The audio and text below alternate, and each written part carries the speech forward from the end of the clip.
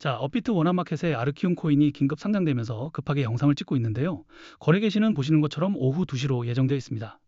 자, 그래서 지금 홀더분들 그리고 상장 직후 매수를 고민하시는 분들은 아르키움 코인을 어떻게 대응해야 할지 많은 걱정과 고민들을 하고 계실 텐데요.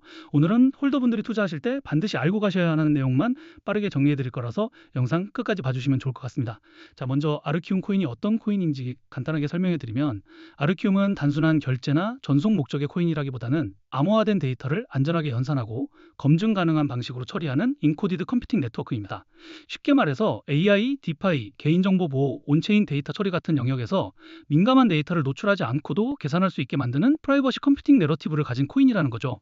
그래서 시장에서는 아르키움을 그냥 신규 상장 코인 하나로만 보는 게 아니라 AI와 데이터 보안, 프라이버시 컴퓨팅 내러티브에 업비트 워낙마켓 상장 재료까지 같이 붙을 수 있는 코인으로 보고 있다는 겁니다. 실제로 이런 코인은 거래소 상장 공지가 뜨는 순간 단기적인 기관 자금 유입과 개인 투자자들의 관심이 한 번에 몰릴 수밖에 없는데요. 실제로 아르키움에 투자했던 초기 VC들의 트랜잭션과 포트폴리오를 보시면 알겠지만, IDG 캐피탈, SBI 홀딩스, 블랙록 소프트뱅크, 판테라 캐피탈까지 많은 글로벌 기업들에게 투자를 받았습니다. 보시는 것처럼 해외 거래소 상장 당시에도 이런 기관 자금 유입과 함께 개인 투자자들의 매수세까지 붙으면서 단기간에 큰 가격 상승과 반등 흐름이 나와줬다는 거죠. 자, 하지만 큰 문제가 있습니다. 보시는 것처럼 이렇게 가격 상승이 강하게 나왔을 때 기업과 고래들은 상승분에 대한 차익 실현과 시장 리스크 회피를 위한 덤프 물량들을 매도하면서 큰 가격 하락과 눌림을 만들어낼 수밖에 없었다는 겁니다. 쉽게 말해서 아르키움은 상장 기대감과 AI, 프라이버시 컴퓨팅 내러티브가 붙을 때는 굉장히 빠르게 시세를 열어줄 수 있는 코인이지만, 그만큼 고점에서는 초기 투자자들과 고래들의 차익 실현 물량도 같이 나올 수밖에 없는 구조라는 거죠. 그래서 지금 업비트 상장 공지만 보고 무조건 따라붙게 되면 상장 직후 개인 투자자들의 매수세가 몰리는 구간에서 오히려 가장 비싼 자리에 물량을 받아줄 수도 있다는 겁니다.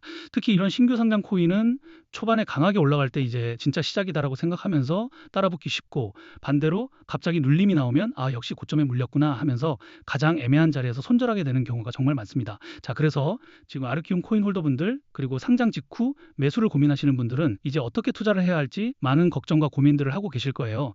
결론부터 말씀드리면, 아르키움 코인은 업비트 상장 직후 큰 가격 상승과 반등 흐름이 나와줄 수 있습니다. 왜냐하면 원화마켓 상장이라는 재료가 붙는 순간 국내 개인 투자자들의 관심과 거래량이 한 번에 몰릴 수밖에 없기 때문입니다.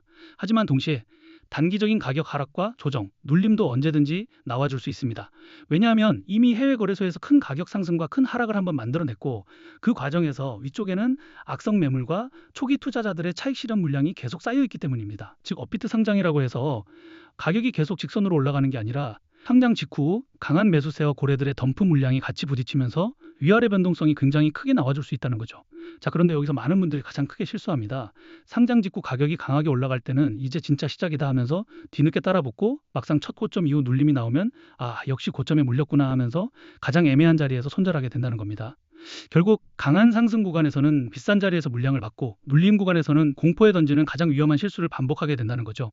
그런데 지금 우리가 아르키움 코인을 투자하면서 반드시 알고 가셔야 할 게 있습니다. 바로 조만간 한 번 더 큰 가격 상승과 반등 흐름이 나와줄 수 있는 중요한 재단의 일정과 온체인 데이터가 있기 때문인데요. 보시는 것처럼 그동안 가격 하락을 만들어냈던 덤프 물량들이 해외 거래소 하락 구간에서 상당 부분 정리됐습니다. 즉, 시장 자체의 매도 압력이 낮아졌다는 겁니다. 물론 상장 직후에는 단기 변동성이 크게 나와줄 수밖에 없지만, 고점에서 강하게 쏟아졌던 물량들이 어느 정도 정리된 뒤 업비트 워낙마켓이라는 강한 재료와 거래량이 붙는다면 가격은 생각보다 빠르게 반등할 수 있다는 거죠. 그리고 더 중요한 건 아직까지 매도되지 않은 대규모 아르키움 물량들이 또 한 번 더 업비트 상장과 재단의 락업 해제 일정에 맞춰서 거래소로 이동하고 있다는 겁니다.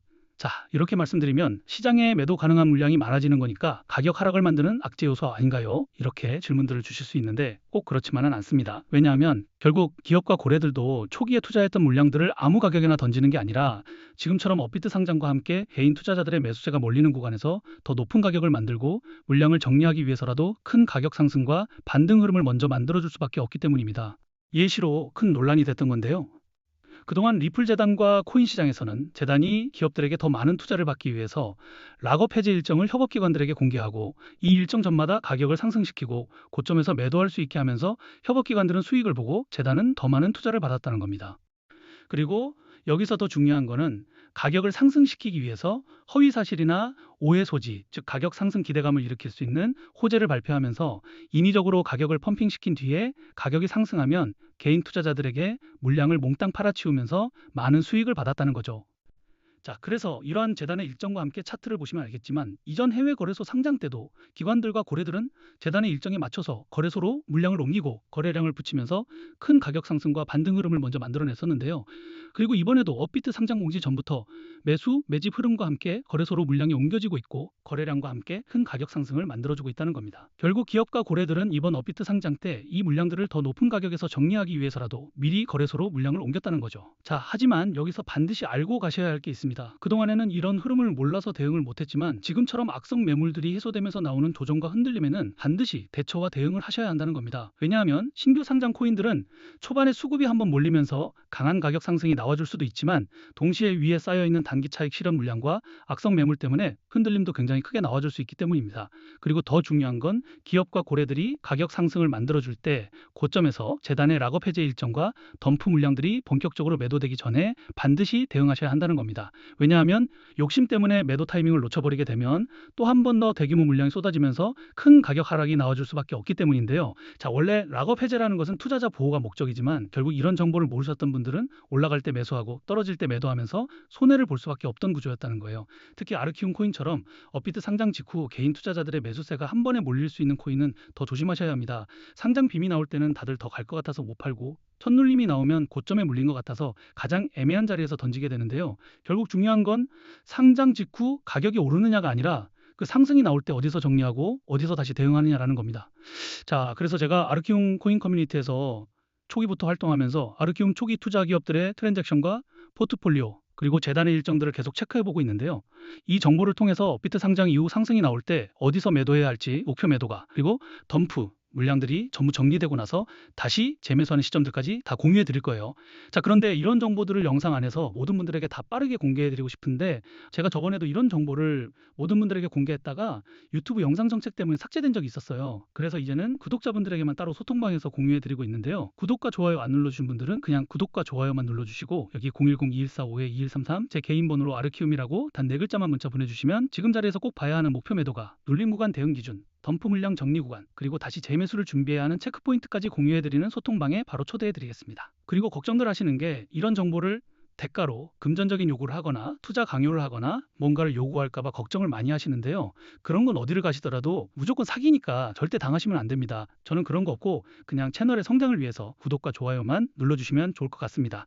그리고 간혹 질문들 주시는 게 지금 아르키움 코인에 투자했던 기업들이 그냥 거래소로 물량을 옮기는 걸 수도 있지 않냐는 건데요. 이게 만약 한두 기업이나 한두 고래 지갑만 움직인다면 그냥 뭐 그 기업의 사정에 의해서 그럴 수도 있어요. 그런데 지금처럼 여러 기관과 고래들이 비슷한 시기와 패턴으로 움직이기 시작하고 여기에 업비트워나 마켓 상장이라는 강한 재료까지 붙는다면 이건 단순한 우연으로 보기보다는 시장에서 가격 상승과 반등을 만들어낸 뒤 물량을 정리하려는 흐름으로 같이 보셔야 한다는 거죠. 자, 결국 중요한 건 지금 아르키움 코인을 무작정 추격하거나 반대로 첫눌림의 공포로 던지는 게 아니라는 겁니다. 오히려 업비트 상장 이후 수급이 어떻게 붙는지, 기관 물량 구조가 어떻게 움직이는지, 재단 일정과 락업 해제 구간이 어딘지, 그리고 실제 온체인 데이터상 어떤 흐름이 나오는지를 같이 확인하면서 대응하셔야 한다는 거예요. 왜냐하면 이번에도 이런 정보를 몰라서 대응하지 못한다면 대규모 덤프 물량과 함께 나오는 큰 가격 하락으로 손해를 볼 수밖에 없기 때문인데요. 자, 그래서 최소한 재단의 일정, 트랜잭션, 포트폴리오 흐름은 반드시 확인해 보시고 직접 투자하셔야 한다는 거죠. 그리고 또 이런 정보들은 확인하는데 비용이 드는 건 아니기 때문에 부담 없이 체크해 보실 수 있어서 자신 있게 말씀드리고 있는 거예요. 대신에 그 정보가 여러분들 투자에 조금이라도 도움이 됐다고 하신다면 그냥 채널 성장을 위해서 구독과 좋아요만 눌러주시면 좋을 것 같습니다. 그럼 오늘 영상은 여기까지고요. 영상 끝까지 봐주셔서 감사합니다.